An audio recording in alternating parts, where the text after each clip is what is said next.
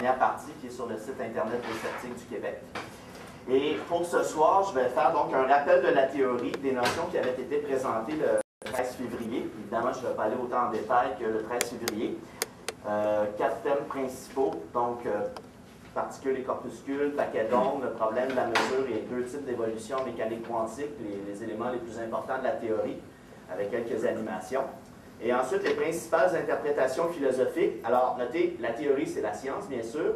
C'est l'aspect mathématique qu'on va représenter par des animations. Les interprétations philosophiques, ce sont des discours. Ce n'est pas de la science. Alors, peu importe les différentes façons dont on peut discuter philosophiquement de la mécanique quantique, ça n'a aucune portée sur la science comme telle. Et on va voir qu'il y a différents discours incompatibles les uns avec les autres qui existent au sujet de la même science. Donc, au niveau de la science comme telle, il y a bien sûr consensus, unanimité chez les physiciens. Les mathématiques, c'est ça, ça marche avec l'expérience, fin de l'histoire. Mais là, quand il y a le temps de donner une signification plus qualitative, d'essayer d'expliquer en mots ce qu'est la réalité de l'infiniment petit, des atomes, des électrons, des protons, etc. C'est là qu'il y a une très grande pluralité d'opinions. Ce soir, nous allons faire un bref inventaire des positions les plus importantes. On verra le temps qu'on aura.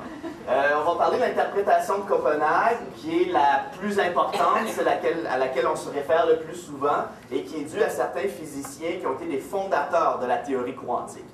Alors, lorsque ces physiciens parlent de la science et des mathématiques, il faut les écouter et se taire. Mais lorsqu'ils commencent à spéculer philosophiquement sur la science, là, on a le droit d'être un peu plus critique avec leurs commentaires, parce que ce n'est plus de la science, mais de la philosophie. Interprétation irrationaliste, comme quoi que la réalité serait pleine de paradoxes et de contradictions. Une interprétation naïve ou littérale, bien, comme il y a une pluralité d'opinions sur la mécanique quantique, je me suis permis de faire ma propre interprétation. Et naïve ou littérale, c'est que j'essaie d'interpréter les mathématiques au pied de la lettre. Degré zéro d'interprétation, et je trouve que ça nous donne une vision très sensée et très rationnelle de la théorie. Et enfin, on verra quelques autres interprétations, l'interprétation notamment subjectiviste, là, selon laquelle la réalité serait une création de l'esprit. Il y a une interprétation par la conscience là, qui va dans cette mouvance-là. Et si on a le temps, on fera quelques autres interprétations. Donc, c'est le plan de la soirée. Nous allons commencer avec quelques rappels théoriques et nous aborderons ensuite ces différentes façons philosophiques d'interpréter ces concepts. D'abord, un peu de vocabulaire. Alors, les termes particules et corpuscules sont des termes omniprésents en physique quantique. Des fois, on les utilise comme des synonymes. Pour assurer la clarté des idées, moi, je vais les utiliser avec les définitions que je donne ici. Alors, quand je parlerai de particules, je désignerai les plus petits objets de la réalité. Et là, on peut en distinguer 2 classes. Les particules élémentaires, qui seraient véritablement indivisibles, non composées de quelque chose de plus petit. Les électrons, les quarks, les photons, qui sont les particules de lumière, etc. Et les particules composées, comme les protons et les neutrons, qui sont dans les noyaux atomiques. Chacun est en fait de 3 quarks. Les noyaux atomiques faits de protons et de neutrons, les atomes, les molécules, etc. Alors tout ça, ce sont des particules, et la physique quantique, c'est la physique de ces particules.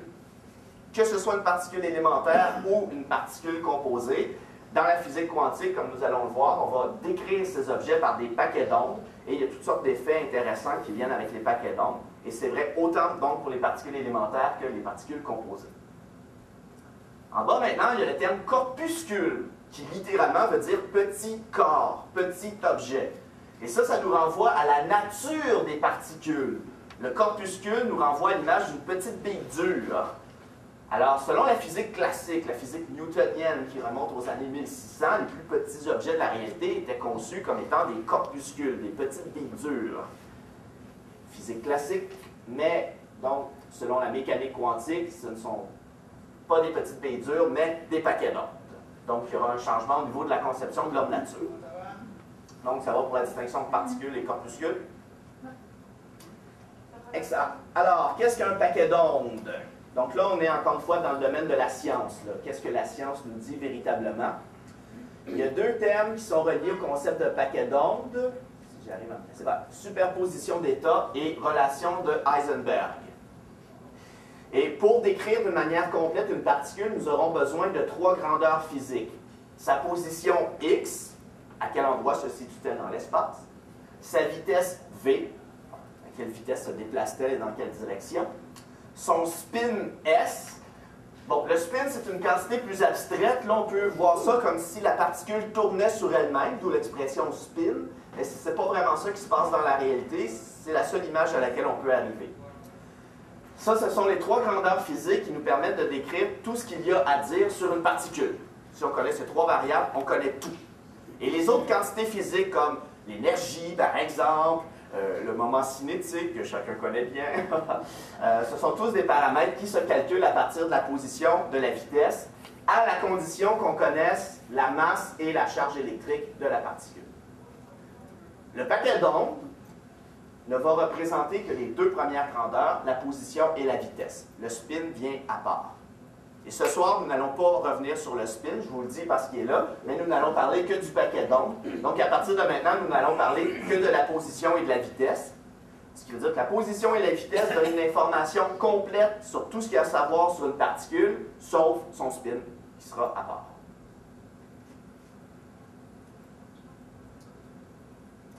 L'idée de paquet d'ondes remonte à 1924. Louis de Broglie, dans les développements de la physique quantique, quand on était en train de la développer, décide d'associer des ondes aux particules de matière que l'on considérait en 1924 être des corpuscules. Bon, les raisons de ça, on ne reviendra pas là-dessus, je vais juste vous le dire. Donc, il dit à chaque corpuscule, nous allons associer une onde qui va représenter la vitesse. Donc, la vitesse d'une particule sera proportionnelle, l'espèce de symbole bizarre, c'est-à-dire proportionnelle à 1 sur L, 1 sur la longueur d'onde. Pour que ce soit bien clair, voici quelques notions de base sur les ondes.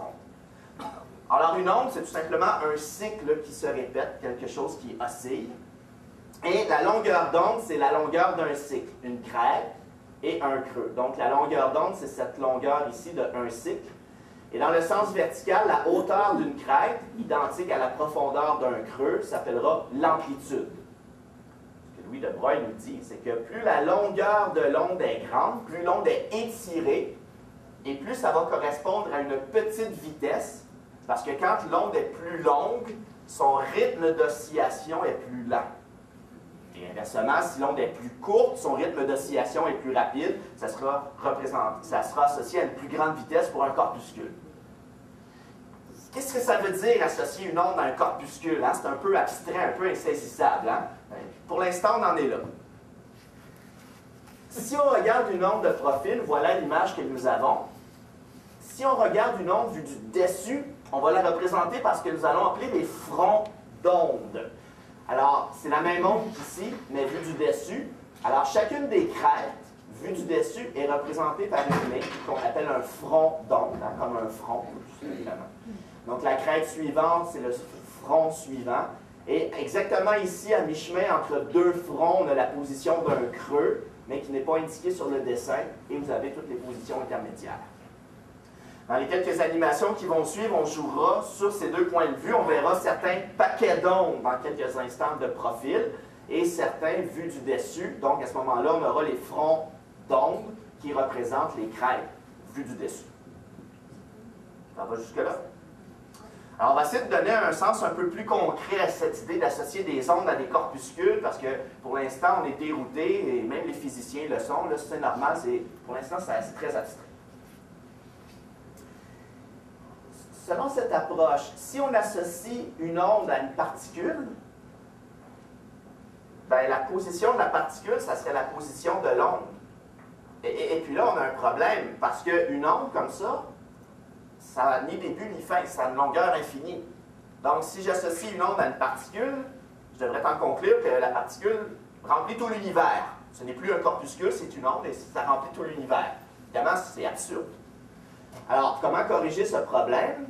Eh bien, solution, associer plusieurs ondes ensemble à une même particule. On va les superposer, donc les mettre les unes par-dessus les autres. Mathématiquement, on les additionne. Alors, par exemple, ici, j'ai pris trois ondes différentes, une onde bleue.